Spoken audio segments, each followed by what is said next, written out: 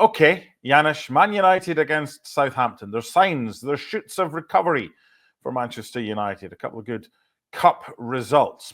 However, and there always seems to be a caveat when we're talking about the Red Devils, their last 3 home games in the Premier League, defeats against Forest, Bournemouth and Newcastle. It's Southampton at home. It's a case of how many for United, isn't it? Yeah.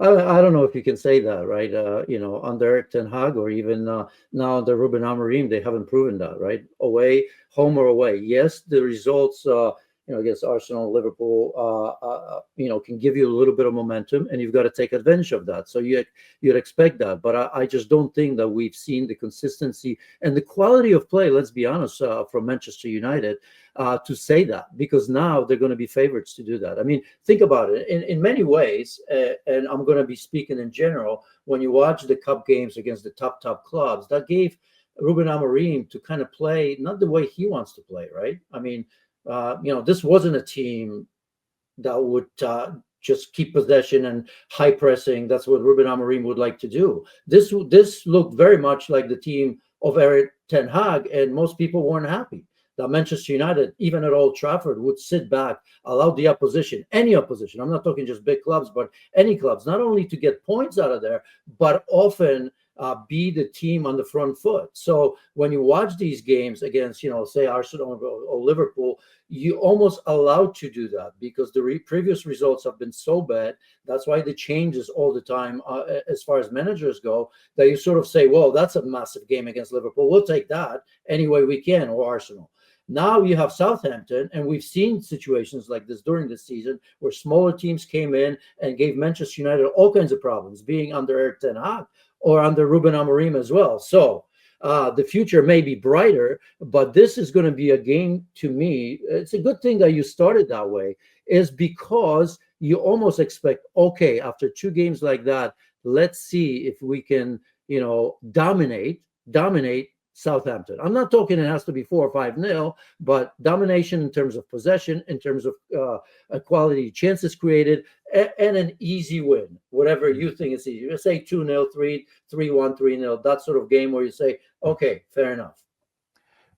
A comfortable win is what they should be getting against a team that's struggling, and against a side that hasn't won away from home in the Premier League for nearly 2 years. James Ward-Prowse at Chelsea in February 2023. But this ain't Arsenal. This ain't Liverpool. This isn't going away from home and giving up a lot of the ball and being comfortable in giving up a lot of the ball.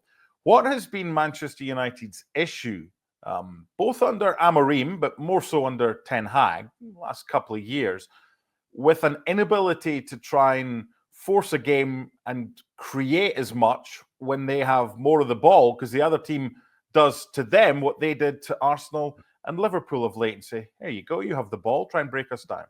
Yeah, I think still you have to say, and it's early, right? I mean, we all knew what was going to happen, but the makeup of the team that doesn't really fit the system, and we continue to see that, right? Because Mazraoui, although I like him quite a bit, he plays well no matter where you put him. You could almost say that about Dalot, but as we know, his temperament, not just that. I think there are games that he looks good, but overall he makes a ton of mistakes. This is not a player, at least for me, that I would have trusted with as much playing time as he's gotten. Now, maybe if he goes back and plays his normal position, which, by the way, even if for Portugal, I've seen him play right back or left back. But I think, it's only fair to him to make, not to be jack of all trades, because I'll tell you what, I don't think he does that well.